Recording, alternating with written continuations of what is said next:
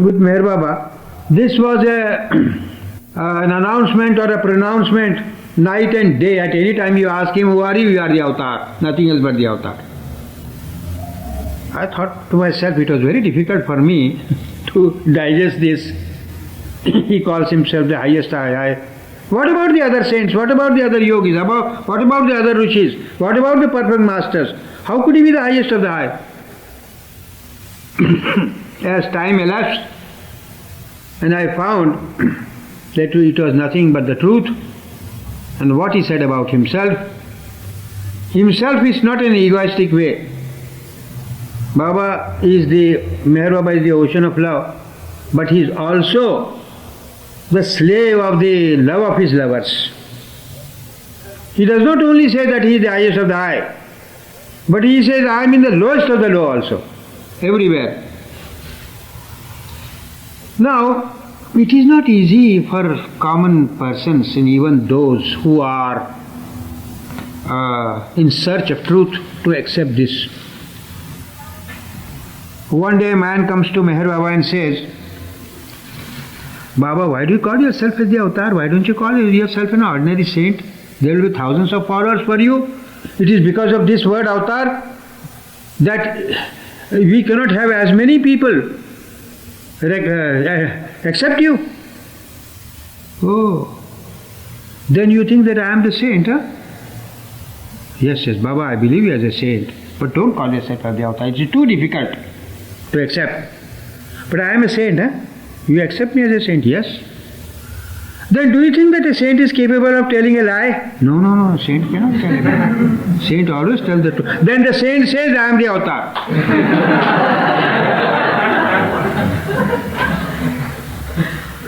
What do you want me to say about myself and at what cost? Can I be dishonest to myself? What is it that I gain by? On the other hand, sir, let me tell you, sisters and brothers, that if I have been with Baba for 47 years, if he had really called himself a saint, I think there would have been millions of followers today. He had such a personality, and he had such power, he had such peacefulness, he had such love. But the truth had to be told, at the cost of anything. And he said that I am the avatar. Once what happened, I was called at a reception by one of my friends in Taj Mahal Hotel, one of the biggest hotels in India. I went there. This man by name Mr. Munshi, he recently died. He was a political leader. He was the once governor of Hyderabad. He was a very well-known man, very vastly read man, having practiced so many yogas and having written so many books. This has become a problem.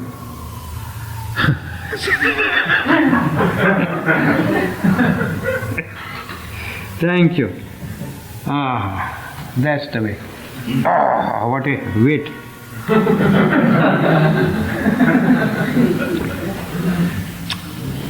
So Mr. Munshi came there, I was introduced. He was quite a fairly aged man. I shook hands with him. Oh, you are the secretary of Avatar Meherbai? I said, yes, sir. Who is the avatar in this age? We do not know. Aurobindo calls himself the avatar. Ramakrishna Paramahansa says avatar. Ramana Maharishi says avatar. And Swami Ramtirtha said avatar. I said, I beg your pardon. Aurobindo did not call himself as the avatar. Maybe he may have used the word here and there.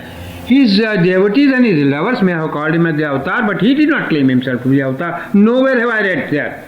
Neither Ramakrishna Paramahansa called himself as the avatar, nor Ramana Maharshi called himself as the avatar. But here is Meher Baba, day in and day out he says as the avatar. No, it is too much. He says it is too much for one to claim like this. Sir, it is too much for you to accept. It is too little for me to say about him, I told him. Oh, then said Mr. Irani, will you meet me? He is a very rich, wealthy, well-known man. I said, yes, sir. I will meet you at your house. You are a very busy man doing everything. But I am also a very busy man doing nothing. But it is more difficult to do nothing than to do everything. Bear in mind. And if you give me time, you must be ready to meet me there. You should not have my time wasted. No, sir, Mr. Irani, I will be ready. And he was at the strike of 10, the next morning he was there, and I talked to him for 2 hours. His wife was also a very enlightened woman. We had a long talk. And not a single word this man contradicted at all. He heard me and he said, yes, you have been talking about so many yogas and so many other things, and these are the paths, these are the ways and all that. And he said, he was very happy. So now, going back to the point of Meher Baba's avatarhood, I tried to disbelieve it in many, with all my might. I loved Meher Baba very much. But I had not fallen in love with his avatarhood until at a very late stage. And I was bent upon not accepting it. But there were very clear indications. It's a long story. I'm not going to repeat that story, which gave me the conviction. Or if you want, I shall say this. What do you say? Shall I say this or go on, proceed? Jack? Maybe later. Maybe later, yes.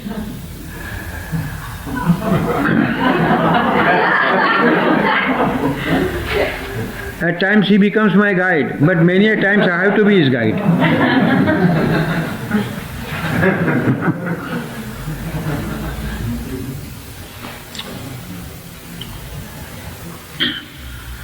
Now, let us try to see what is the position of this avatar. Highest of the high, this same as Zoroaster was Rama. During the time of Rama there were many, many perfect masters. In fact, Janaka, the father of Rama, was himself the perfect master. But nobody is called, even till today, nobody is called avatar excepting Ram. He was called Sadguru, he was called Satpurush, he was called Rishi, he was called Muni, he was called this, he was called that, but none except Ram was called the avatar. So that is the position of the avatarhood.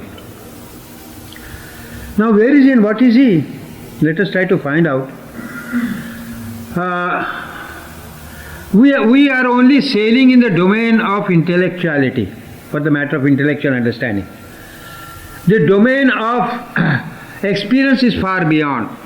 And Meher Baba has made such a demarcation between the two that he has explained three aspects of knowledge. One aspect of knowledge is intellectual knowledge.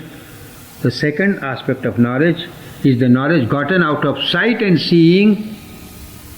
And the third is becoming one with the object, identifying oneself with the object, and that is the only knowledge which is conclusive. The rest of the knowledges are not conclusive at all. Intellectual knowledge may be this or may be that. In my opinion it is this, in somebody's opinion it is that. We really do not know. We can arrive at the truth, a comparative truth, but not the final truth at all. Now the second stage is sight and seeing. I see him sitting before me. If the whole world comes and tells me he is not, I shall say no, I see him. Because it is a knowledge gotten out of my sight and seeing. He is sitting before me. How can I? So that is the second type of knowledge, which is more conclusive comparatively than intellectual knowledge. Intellectual knowledge is a thing you take two things or more, compare and contrast, and you come to the conclusion. That is an intellectual knowledge. Knowledge gotten through sight and seeing is that you see the object before your eyes. But seeing is also sometimes becomes deceitful. You do not know. From a distance you see there is a vast sheet of water, you go near and find that it is a mirage, it's not water at all. Still you go further, try to find water, it turns out to be mirage, it's not water. So appearances can be delusive. It is not conclusive. So what is the conclusive knowledge? Meher Baba says conclusive knowledge is to become one with God. But I have not seen God, I have not felt God. To become one with God is a far cry for me. But he says this is the only conclusive knowledge. The rest of all knowledges that come in between are only for the time being. And we should not try to involve ourselves much with that knowledge. Try to keep the final aim before your mind's eye. Meher Baba says there are two things. God at one end and man at the other end. And there is a path like this. And there may be thousands and thousands of things on the path we do not know. But they are the byproduct they should be the byproduct of our journey. We should not get ourselves involved into them at all. Neither those experiences, because those experiences may be very heightening for the time being, just like a peg of a Johnny Walker Black Label, and again we shall have to take peg to keep our spirits high. But that is not the way, he says. You get much involved into it, you become an alcoholic, you become a spiritual alcoholic, and you do not advance further. And the final goal is absolutely lost. It is much better to go slow, surely, wait, have no experiences, Meher Baba says, and just come and align yourself with me, submit to me, or become my friend. You may not accept me as the avatar, you call me anything, you may call me your brother, your relative, your friend, or anyone. Make friendship with me and make me your constant companion. For the matter of telling the fact, he says that he is the avatar. But he doesn't insist that you should call him as the avatar. You may call him as brother, you may call him as father, you may call him as mother, you may call him as friend, you may call him as relative, you may call him as master, you may call him anything. But he says, keep my company. Make me your constant companion, and through love. I want your love, I don't want anything at all. In the scheme of Meher Baba's things, renunciation is very great, but he gives no importance to the physical renunciation.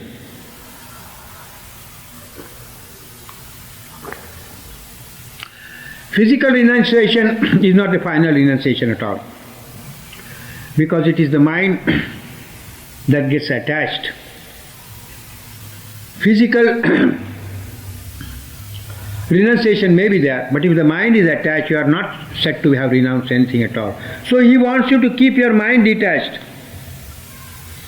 Supposing there is a man who is sitting on the top of Himalaya mountain, and his mind is in the gutter of Los Angeles. He is not there, he is here. You see. And a mast in India stays near the gutter, but his mind and spirit is as high as a Himalayan mountain, so he is there, he is not there. So physical proximity, nearness or farness doesn't matter at all. It is the mind that's the creator of trouble. It is the mind that's the creator of pleasure and pain. So that has to be controlled, that is to be won over. And Baba says one has to keep detached. He doesn't want you to detach yourself. Carry out all the duties of your life.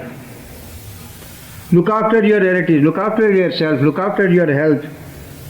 There is no sort of an asceticism at all. There is nothing like giving up anything physically at all. But mentally,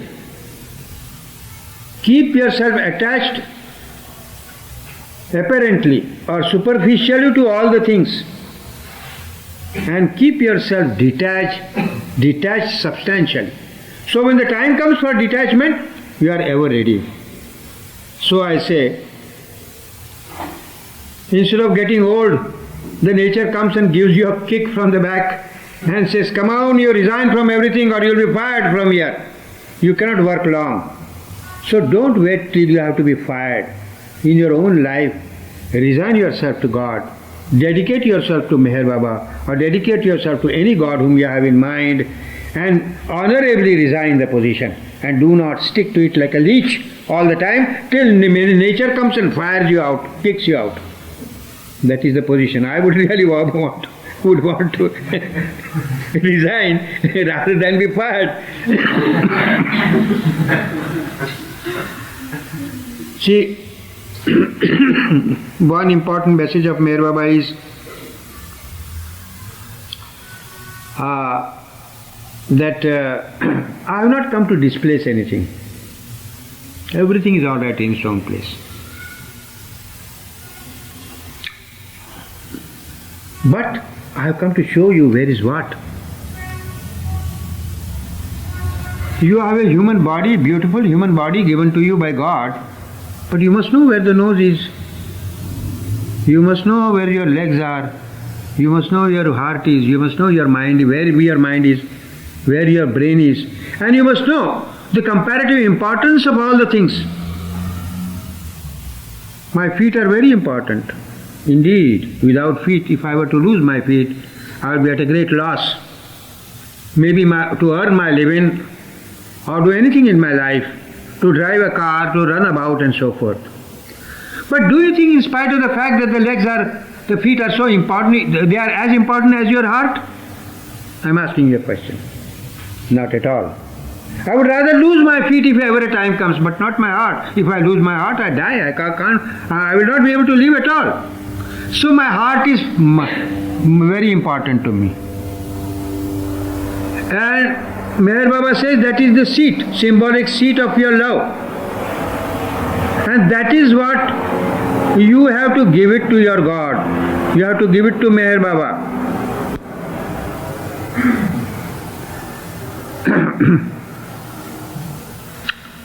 I shall say both the things together.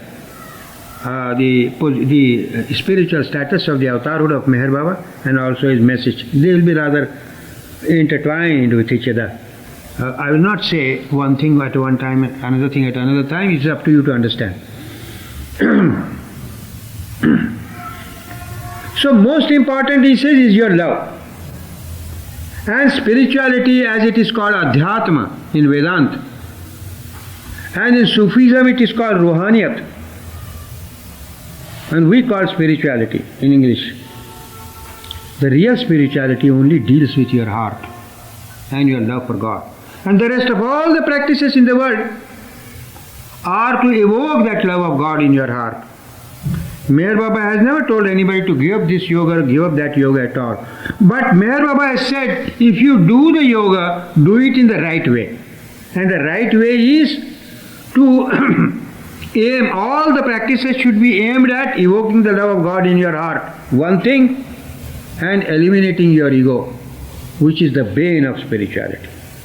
If I do meditation, I have seen men, yogis doing meditation for 14 to 16 hours in a day, and I used to have arguments with them. They are very, very nice men indeed.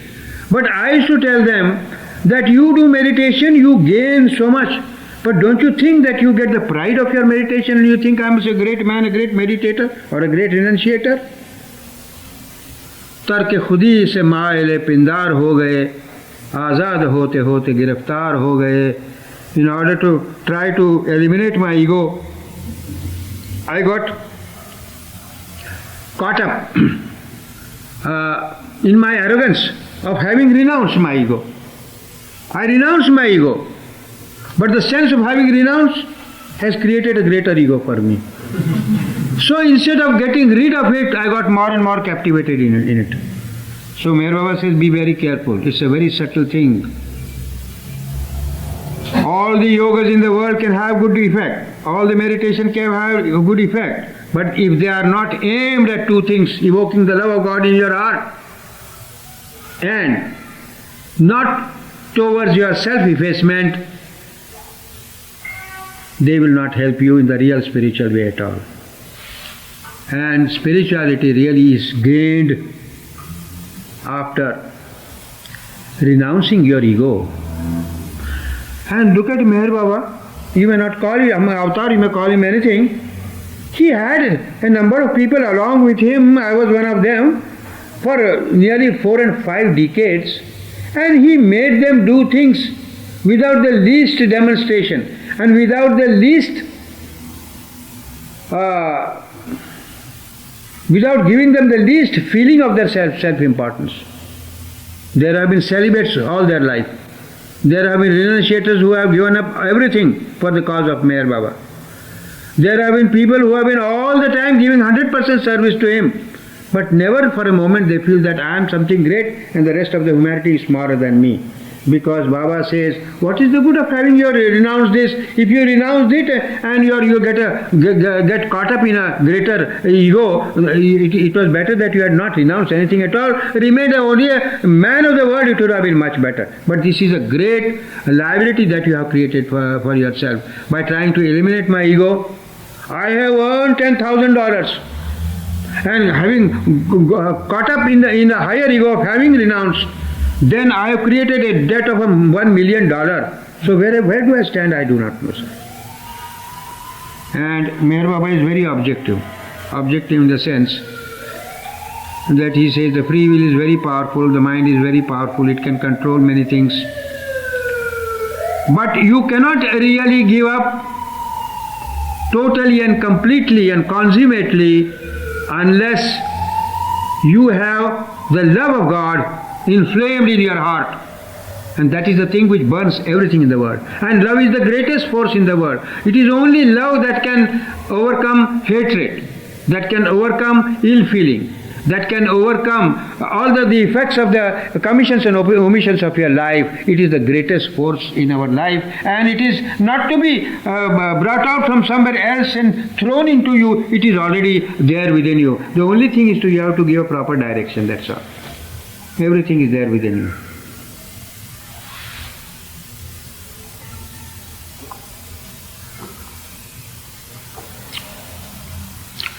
He has given in his discourses so many explanations about yoga, about rishis and munis, and about psychicism and so forth, so forth. But for his lovers, he has not advised to take up anything of that sort at all. He is not against anything. He says that everything is good in its own place, but we must know the relative value, where is what. And if somebody gets into the orbit of Meher Baba's love, then these things are not necessary for you. They are not bad. They may be in a way helpful to you, but it is absolutely not necessary for you to involve yourself in this at all. And love is the greatest force. And you can develop that love in the most natural way in the acts of everyday life. You remember God, or you be helpful to humanity. Every minute, every spare moment you can remember Him in your heart. He may be your God, He may be your Christ, He may be Aurobindo Ghosh, He may be Meher Baba, whomever you want to worship, he could be remembered. And there is no necessity for one to give half an hour or 1 hour time every day, sit in a corner and go on meditating. It is not harmful, it is very useful. It could be done. But if it is done in a proper way, what happens is this, that a man goes on doing, he thinks, I am a great man. I have done it, sir, and I have suffered at the hands of Meher Baba also. He says, this is not the right way to do it at all. Be natural, be an ordinary man of the world. My spirituality stands on its own truth. It is not demonstrative at all.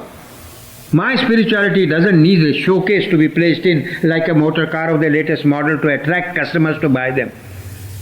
It is there, it stands on its own truth. And the truth that is shown to us by the avatar, always one. Now, this concept of avatarhood, I am going back again, is such a vast subject that I don't think in one talk I can really acquit myself of the responsibility of having explained fully. However, I will make use of the time as best as I can. This avatar is something like the only force between absolute God and infinite illusion. Illusion is also infinite. God is infinite. But Meher Baba says God is absolute. Being infinite, it is absolute. Illusion is only infinite, it is not absolute. And where is God and where is illusion? Where is the link? Where is the bridge between the two? It is only the avatar. Not once, not twice, at all times. At all times of the period, He is there. Whether He is in the body, whether He is not in the body, the avatar is one always. He comes once between 700 and 1400 years, and humanity becomes forgetful, doesn't accept Him, casts aspersions upon Him, molests Him. Zoroaster was killed by a sword. Rama was sent in the exiles. Buddha suffered privations. Christ was crucified, the avatar of the age. And Muhammad was spat upon his face, so much humiliated. And Krishna had to play the politics, being avatar himself. And Meher Baba suffered mentally very much, because the modern world is full of mind, full of thoughts, full of mental suffering or pleasures as they are, and that's why the suffering had to be mental. But Meher Baba said once that Christ suffered crucifixion once, but every minute of my life I used to suffer crucifixion, because the times have changed. So this avatar, where does he stand? At the top of everything. He is nothing else but God, the personification of God. If there is any personal aspect of God, there are two aspects of God, personal and impersonal. And the highest personal aspect of God is the avatar. God as God doesn't do anything at all. He is far removed, he doesn't bother. He is immersed in himself all the time. But the same God, in the shape of the avatar, looks after the entire functioning of the world. Not today, tomorrow, or yesterday, for all times. It's very difficult to digest this concept. Only the concept, let alone the experience. Experience is a far cry. But for me to get at this concept and hold on to it, and be wedded with it, have the conviction of it, it took me really long time. It doesn't take as much time with everyone. Somebody takes it far too quicker than I did or many others did. But the concept is this. It stands there for all times. Avatar is there for all times. And he is the only link between absolute God and eternal illusion. One beautiful message of Meher Baba is, he says, what is love? Christ says God is love and love is God. And Meher Baba says, I cannot reproduce in his own words, but I will reproduce it in my own words, giving you the sense and the meaning of his message. The message is this: love is the reflection of the unity of God. God is one. Love is the reflection of the unity of God into our life of diversity. Our life is diverse. Our life exists in manyness, and God exists in oneness. But where is the link? Where is the bridge between the two? And he says, love is this. Love is the link between the two, and that love is activized by the avatar. And to gain anything through real spirituality, there can be imitation spirituality also. It can only be done through love and nothing else. Love is the only substance. Love is the only power which can bridge the gap between man and God at any time. But one should know how to love. There are loves and loves. I love my wife, I love my child, I love cinema house. Somebody goes to a prostitute's house and his love is there, and that fellow's love is there. These loves are all spread out loves. When I was first attracted to Meher Baba, it was exactly this love that you see made me really go to him so speedily. Avatarhood and the conviction of avatarhood were different, but I just loved him at the very first sight for the simple reason that the love that he lavished upon me at that time was so great, so overwhelming, that I thought to myself, Adi, my mother loves me so much, my father loves me so much, my friends love, my relatives love me. And really here is the ocean of love, and all these small loves, I feel that they are small ponds of love. If I collect all these ponds together, they could hardly equal the ocean of love. So why should I run after these small ponds? They may be my relatives, she may be my mother, he may be my father, but why shall I ever miss the opportunity of staying with him, obeying him, the master who is love personified, and he is the ocean of love, and he expresses his love so openly to me, and that's why I was attracted towards him, nothing else. And from that time I was myself fond of so many yogas and so many meditations and all that. I have gone through all that. But I have seen it is only the love. And Baba says all these practices are towards evoking that love of God. If it is not for that, you can get many other things. There are quite a number of yogis who can perform miracles, but they are all different forces altogether, and they involve themselves more and more into illusion than getting out of it. So Meher Baba says, do one thing. You have to do nothing at all. The only thing is for you to do it. You entirely dedicate yourself to me. And I don't want your money, I don't want your anything at all. But dedication is a great thing. I have to give my life. Perfect Master Kabir once told one of his new disciples, he says, Kabir ये प्रेम का घर है, नानी का घर नाही, sir काटो भूई धरो, तब ठहरो घर माही. A new man happened to come along there. He says, this is the house of love, this is not the house of your grandmother to come and stay here at all. You should be prepared to cut your throat and put it on the ground, then you can claim yourself to come and sit in this house of love. That doesn't mean that Kabirji expected to cut. He expected that you should be prepared to sacrifice anything at any time for your true love. And for the gain of that, a spirituality which is a real spirituality. There are many shows in the world also. Now in India also there are persons and persons, I know. But anyone, however ignorant or enlightened he may be, if he has the sincerity of purpose, and if he is honest to himself, anything that he does helps him. But Meher Baba says, be careful. Be careful about your ego, and be careful not to get involved in the acrobatics of mind and body all the time and get stranded over there. One master has said it is good to be born in a church, but it is not good to die in a church because you have to rise higher. And the sum and substance of Meher Baba's message is that lead a simple, honest, practical life in the world. Spirituality is only connected with your heart. It is not to be made a demonstration of to anybody at all. Of course, if the time comes for one to give a talk or to explain things about Meher Baba, about God, about spirituality, by all means you are free to do so, but not by way of demonstrating things. So Meher Baba doesn't allow any dress which would become attractive. Remain an ordinary man.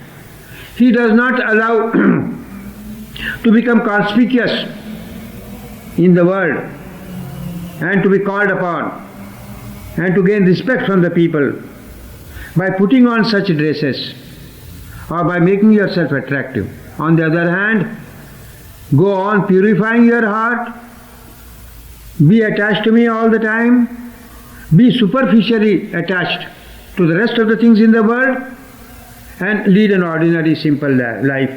And that is the real spirituality which is needed today for the present circumstances. It doesn't mean that a man who gives up physically everything and goes and leads a secluded life, he doesn't earn anything. He earns every attempt towards any practice. He gets the result.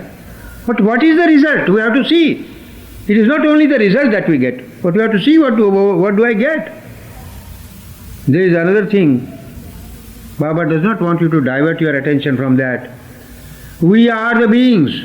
We are the souls that have travelled through the entire evolution, taking up different forms. And in the human form, we have gone through millions of births and deaths. And all the impressions are there hanging on our head to be disposed of, to be dissolved, to be done away with, to be destroyed. Now what I do, I take a spiritual life upon myself and accept a path of some yoga or some meditation or some. It is quite all right. And I become absolutely regardless of all that burden of liability I have got on my head. So supposing that burden is worth $10 million, and I go on taking a beautiful job of my practice and go on earning, and I earn $1 million, and I am very happy I have earned so much. You should be happy, undoubtedly. But don't forget that you have to pay a debt of $10 million here.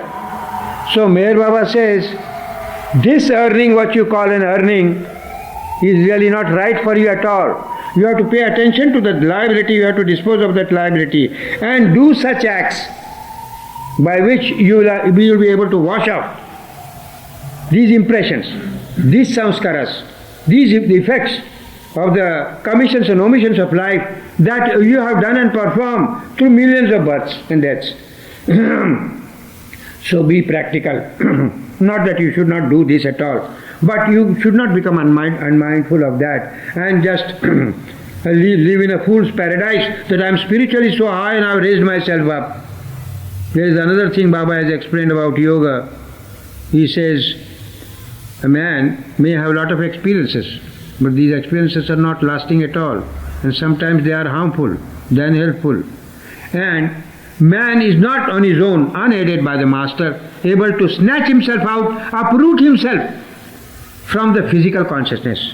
He is embedded in it, entrenched in it all the time. And the experiences that he gets it through his physical consciousness of the subtle worlds. And that is not real spirituality.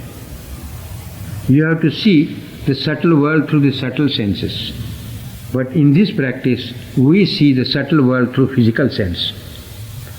It's a very long explanation. I do not want you to get lost in it. It's something like a great maze. But for us, suffice to say that Meher Baba gives a great importance to the love of God, to the love of the Master. And through love, you are able to get over anything and everything. Is it not for your love that you bear all the discomforts of your life, for the love of your child, or for the love of your wife, for the love of your husband, for the love of your father or mother, or at long last yourself? It is that love which goads you all the time to take up all the hardships of life, earn money for the maintenance of whom you love most. Or if there are none, you love yourself. For the love of you alone you do it. So it is a love at the back of anything. So why not go to the core of it all?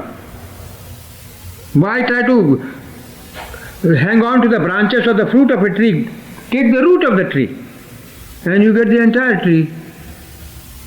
You have not to fumble about every leaf, every fruit, every branch of a tree at all. Many lifetimes will not be enough. And Meher Baba says, you come and dedicate your. Krishna said the same thing in the Gita. Christ says the same thing. Hafiz, the perfect master of Iran, says the same thing. Hafiz to bero bandagiye pire mughakun. This is Persian, I shall explain to you. Hafiz to bero bandagiye pire mughakun bardamane u dast zano az hama buksel. He says, lay your hand on his daman, on his skirt, catch hold of him and leave the rest alone. Don't bother about it. But Meher Baba says, you have not to, in these times you have not to live physically, you have to become mentally detached. The great perfect master of Maharashtra, India, Tukaram, he says, Sadguru vachuni sapade na soya dharavete paye adi adi. This is another language, Marathi. That was Persian. And before that was Urdu. Dharavete paye adi adi. There is no way out. Anything and everything that you do, excepting catch hold of the master. But he must be a master. There are masters and masters. There are many blind masters. And if you follow a blind master, the blind leading the blind both fall in a ditch. So that should not be the case. And again, the concept of avatar is so great that I shall try to explain to you in a few words. God as God is not man. That means God is only God conscious, he is not man conscious. I will tell you why. Baba had explained to us. The entire world offers prayers. Baba said this whole world is offering prayer to whom? To God. God is oblivious of this. But same God in the form of the avatar has to take cognizance of the prayers and pay them back in the form of merit or whatever it is for their good. So the avatar has to do everything. Avatar activizes God's powers. God as God is not man. That means God is God conscious, he is not man conscious. And same God as man. Like you and we are all God, but we have got human forms. We are in a state of ignorance. We are not in a state of knowledge. But we are essentially God. But we are not conscious that we are God. So God as man is man conscious. He is not God conscious. He is only the avatar who is God and man conscious at one and the same time. That is his spiritual status. And what is his work? Who brings down God to become man and raises up man to become God. That is his entire work. Very briefly said. It is not as easy to understand. Of course, if you have read Baba's books, you should. If you haven't, you should go through them all, and then you will come to know what exactly the meaning of this is. Everything is done by him. Him means everything is done by God. But God in the form of the avatar. That is his status. And at all times, not in one birth, two births, three births, all the saints of the world, when they become the perfect masters, as we call the Sadguru, and they drop off the body, they are completely disconnected with illusion. They do not come back in this form at all. But during the lifetime, they do a lot of work. They help the humanity in the spiritual way, drop their body, and they go and merge themselves into Godhood. The saints, the great yogis, until they become perfect masters, they become God realized in the human form, they go on reincarnating. But once they become God realized in the human form, they do not come back to this earth at all. It is only the avatar. Once between 700 and 1400 years, history has proved it, comes over and over again at different places, in the different dress, in the different bodies, but he is the self-same avatar at all times. This is the concept of the avatarhood. And I do not think there is any other concept, even confining ourselves to the concept of God. Once I was asked a question, what is the difference between you draw between God and the avatar? I said, avatar is more comprehensive than God. And how? I said, God is only God conscious. But avatar is God conscious and man conscious. God conscious and illusion conscious at one and the same time. So he's got one hand here and another hand there, and he's in between all the time, and it's a very difficult, it's a position of a great suffering. That's why all the avatars at their own times had to undertake a great suffering for the sake of humanity. There is not the avatar we know of. History has told us he has not suffered at all. I ask questions to Baba, if you are the avatar, if they were the avatar, why should every time they have to come and suffer? He says it is our own law. Unless we suffer, we are not in a position to help the humanity in the state of ignorance. That was the answer I get. I mean, the secrets are alone known to him, but this is the position of the avatarhood, in which in the small booklet he says, I am the highest of the high. If I am anything, I am the highest of the high or nothing at all. Now, it is all right, I talk and you hear, but I must be convinced about this. No? Unless I am convinced, who is Meher Baba? Nothing to me at all. And who may be another? Nothing at all. I have to be convinced, but I must give myself a chance to be convinced. How shall I be convinced unless I open my heart, I open my eyes, my mind, I open my eyes, I open my ears and try to know things and compare and understand and come to a conclusion? I will never give myself a chance at all. If I do not give myself a chance at all, then I shall say there is no sunshine at all. Meher Baba goes outside. There is a man who sits in the room, closes his doors and windows and all, and he shouts out all the time, there is darkness. Who is this Meher Baba is talking about all light and sunlight? I mean darkness, complete darkness. So Meher Baba says, you come out, open the little window and see. No, that I am not going to do that. You give me the light here, otherwise there is no light. I won't accept that there is a light anywhere.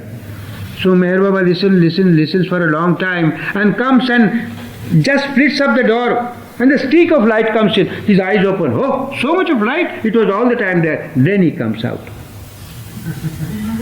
So such persons are very difficult. I would not mind any man who criticizes, even adversely criticizes, for the matter of arguments. He comes and aches my heads and brain out. But that man who locks himself up like this and says, I am right and the whole world is wrong, is very impossible. It's an untenable situation we can't meet with. So that is that. We have to open ourselves to know things, or else how we shall we ever know?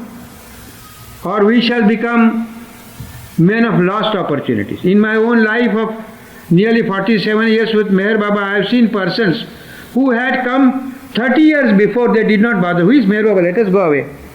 Then he sees, after 30 years, 30 persons have come from the west, 10,000 miles.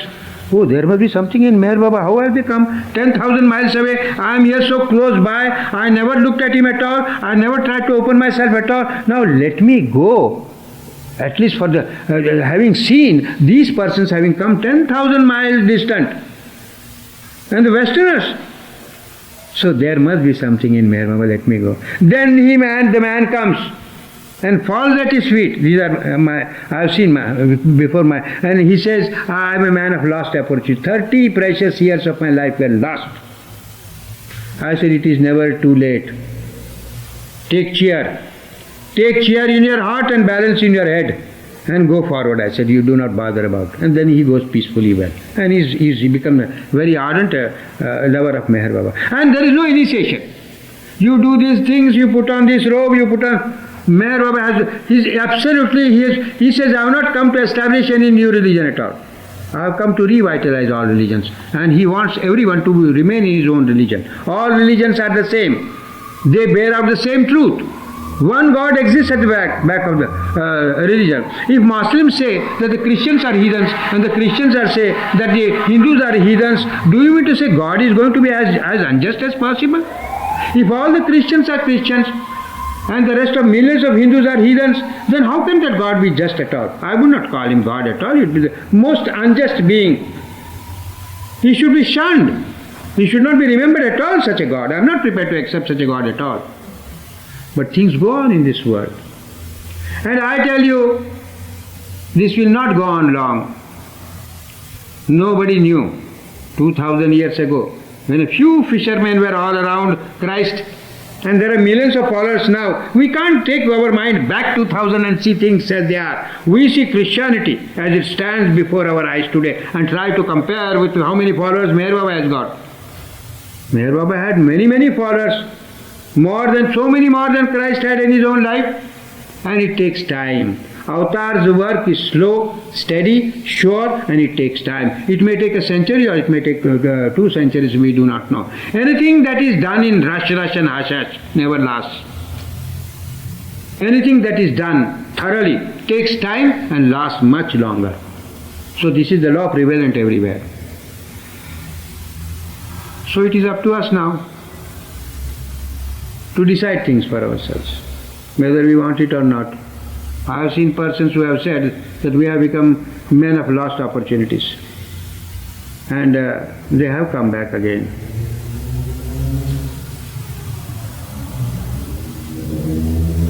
I would like persons to ask questions if they feel that something requires to be asked. I would not like them to hesitate at all. In the meantime, I can take a few sips of this. Would you tell the story that you didn't tell a little while ago? The one that Jack said you should say later, would you say it now? Jack has the habit of saying many things. Let person ask questions. I will tell that story later.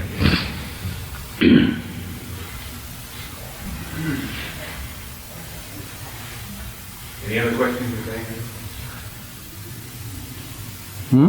You're calling for further questions? Adi, Yes. can you explain the reason why the Baba explained to you why he kept silent?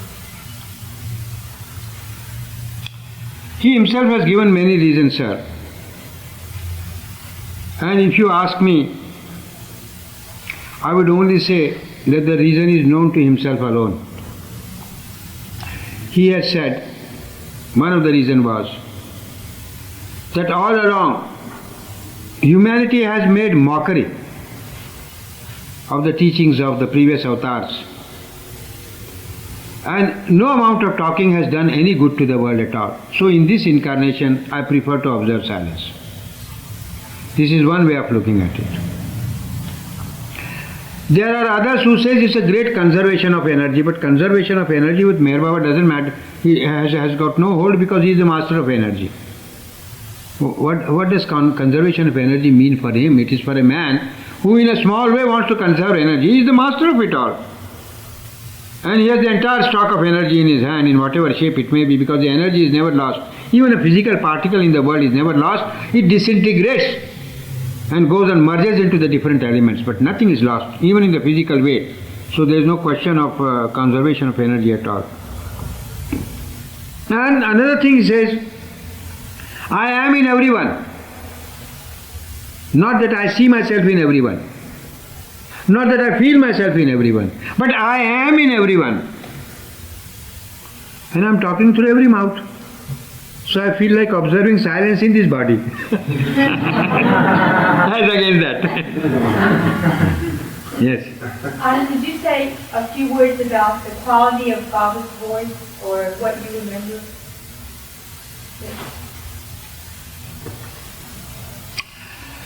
1925, 22 to 25, I heard his voice for 3 years.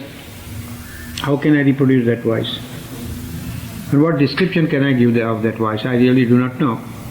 Once we tried to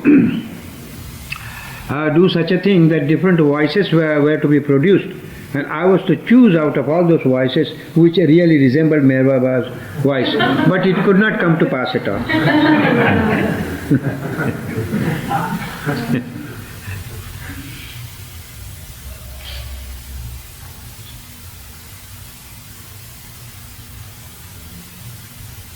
Adi, what was his also Thomas saying on the breaking of the silence? Breaking of the silence, he has explained that apart from the breaking of the silence, he has said quite a few things. He said quite a few things which in our own way did not come to pass, and we go on asking questions. Probably a man who has no faith in Meher Baba, but because he sees that he has not done what he has said, that he goes on thinking about him, that Meher Baba in a way may have done like this, that it has given, it has raised a question for everyone to think over. And if they do not think of him in direct way, at least in this indirect way, he shall start thinking of him.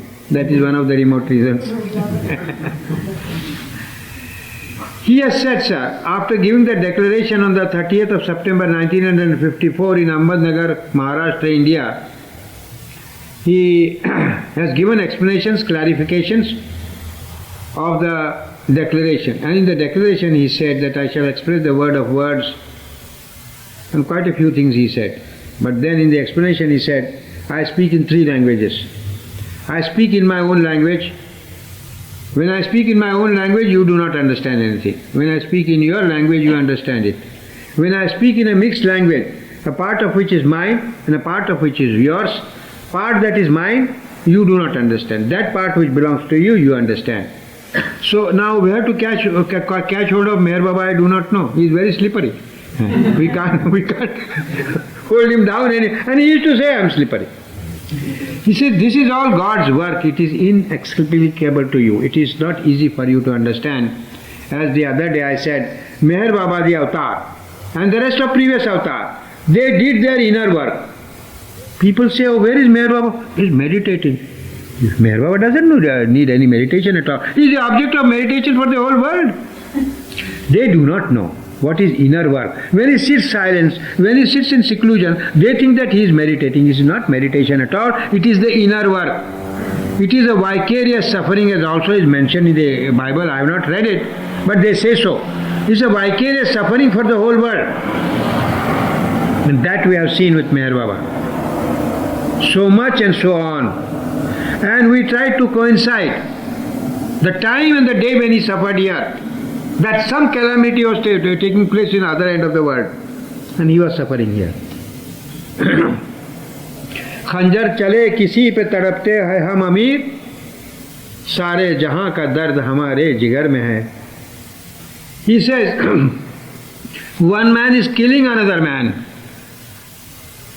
and I am suffering for no reason at all, because the entire suffering of the whole world resides in my heart. This is the poet in his inspiration, he wrote. But this was the state and the condition of Meher Baba we used to see with our own eyes. And many times I ask Baba, why don't you explain how you suffer and how you help internally others? He says it's not possible for you to understand at all. So to me, according to me, it is like this. He has that force and that power. That power is not in the material sense, not in the subtle sense, not in the mental sense. It is something beyond this. It is something beyond the mind. And I thought to myself, how does he work? Supposing there is an ocean, and many waves arise on the ocean. Some of the waves are to be converted, directed, thrown into some direction. And something is to be performed there, some obstacle to be overcome, some different colors, impure colors are there, they are to be dissolved, something has to be done, and the waves have got to do, and the waves, you see, are the expressions of the power of the avatar. How could he explain how he does? How many waves are there, what is the dimension of the wave, how much does he rise, how much does he fall, how many small waves are formed when the big waves fall, and how many ripples are formed. It is not possible. It is beyond you to understand, and the way we work is absolutely different. It is not the force, it is not the mental force, it is not the energy through which work. They do work, they can work through the energy, through the mind force, through the mental world, through the subtle world, through the physical world, but they have something far too beyond them also, and that is where they do the real work which we cannot understand. So we have to keep quiet. A child asks many things to the father. Father, why don't you come and sit with me and play the whole day? Why do you go to your office? Why do you drive a car? So what is the reply? The father is going to give the child won't understand at all.